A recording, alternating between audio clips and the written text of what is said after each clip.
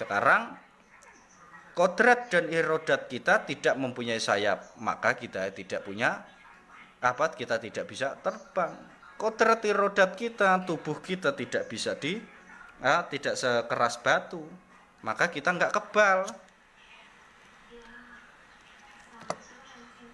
Kebal dan tidak kebalnya seseorang itu tergantung kesiapannya. Artinya kalau kamu siap, kalau kamu mantep,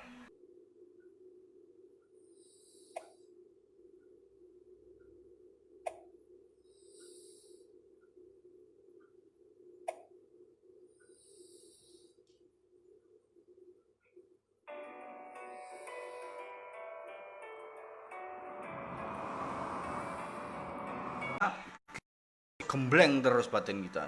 Dengan cara apa? Dizikri, mengingat Allah.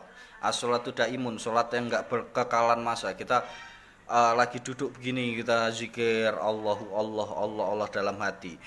Nanti kalau sudah tenang kita mau tidur dibiasakan kita itu zikir dulu sebelum tidur. Entah itu 15 menit, entah itu setengah jam, kita zikir.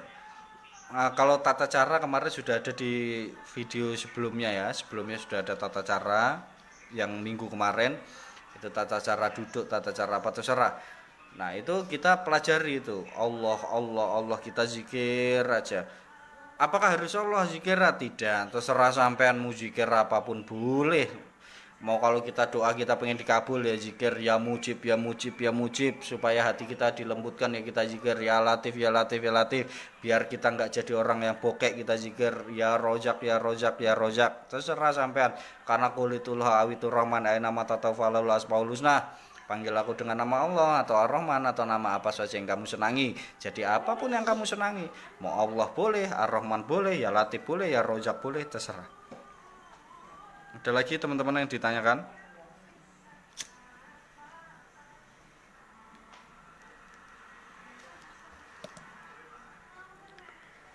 Pelan-pelan kita sirami hati kita sampai betul-betul kita menemukan rasa. Nah, kalau kita sudah menemukan rasa, nggak petentang-petenteng kita. Karena apa? Kenapa sufi-sufi itu kebanyakan nggak kelihatan kalau dia ini dalam hatinya zikir? Karena dia itu lagi mesra sama Allah. Orang kalau lagi mesra-mesraan sama istri, mungkin nggak sih kita mau diliatin orang? Saya lagi berduaan sama istri saya, bermesraan sama istri saya, kan nggak mungkin saya izinkan sampean untuk melihat saya bermesraan sama pasangan saya kan. Begitu juga sampean nggak mungkin mengizinkan saya untuk melihat sampean bermesraan dengan pasangan sampean. Begitu juga kita dengan Allah Subhanahu wa Ta'ala. Kalau sampean sudah dekat, sudah intim sama Allah, nggak kelihatan kalau sampean dekat. Karena kalau bisa jangan sampai dilihat. Makanya orang yang dekat sama Allah itu kadang-kadang perilakunya aneh-aneh, nggak mencerminkan kalau dia itu dekat sama Allah. Bagaimana hukumnya mendalami ilmu kebal? Ya kalau ilmu kebalnya ada ya nggak masalah juga. Karena kan gini loh,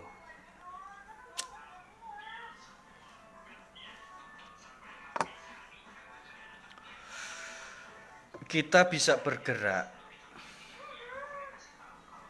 Ini yang terserah sih.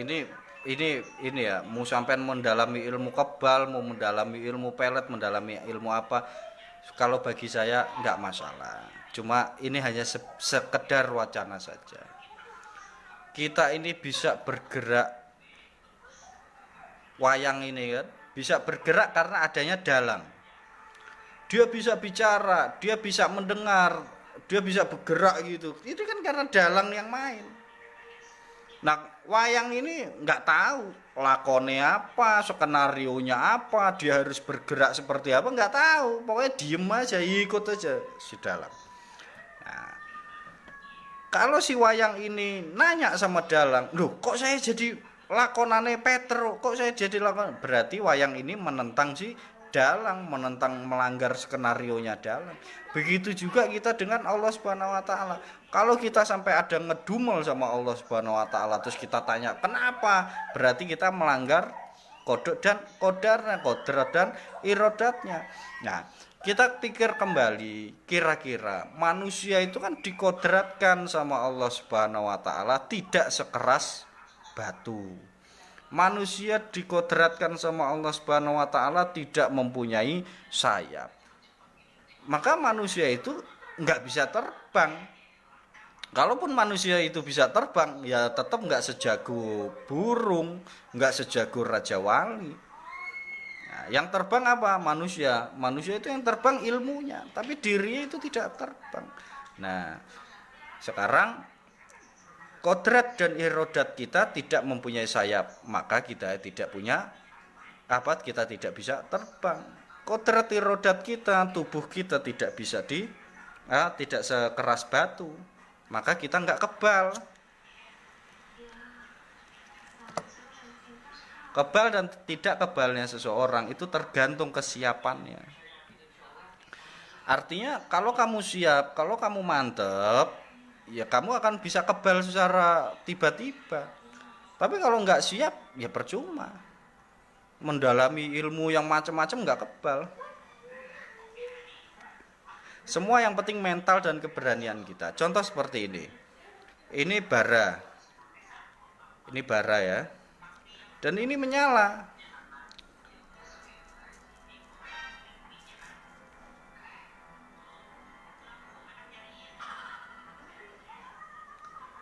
Dan ini mati. Jadi semua tergantung kesiapan kita. Jadi kalau ditanya boleh atau tidaknya, ya tadi masalah kodrat dan irodat. Kita diciptakan tidak sekeras batu, ya buat apa kita menjadi batu? Kita diciptakan tidak mempunyai sayap, ya buat apa kita pengen terbang?